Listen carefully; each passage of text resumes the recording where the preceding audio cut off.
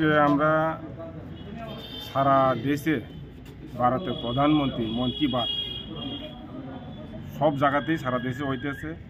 তো ওই জায়গাতেই আমরা আজকে বংশীবাড়ি নোয়া বাড়িতে আমরা মন কি বাতের প্রোগ্রাম অংশগ্রহণ করার জন্য গেছিলাম। আমি এবং সঞ্জিত, সাধন আর রাজেশ তারা ছিল সঙ্গে। তো হঠাৎ করে ওইখান থেকে লোকেল পাণ্ডব তার নেতৃত্বে এবং প্রণব, সুরজিৎ তারা হঠাৎ করে আমাদের উপর হামলা করে।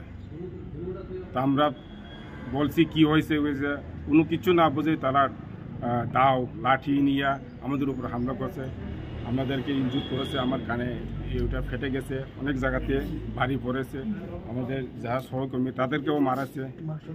আমি ওইটাই বলতে চাই যে দেশের প্রধানমন্ত্রী মানুষের সঙ্গে সম্পর্ক রাখার জন্য মন কি বাত প্রোগ্রামটা করছে, সবাই দেশের লোক দেখছে।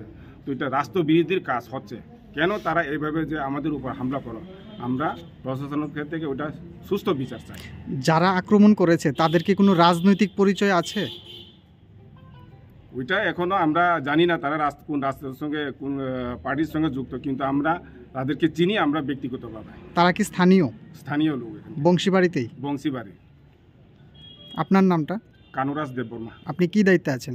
আমি জেলা সভাপতি জনজাতি মোর্চা সিপাহীজলা।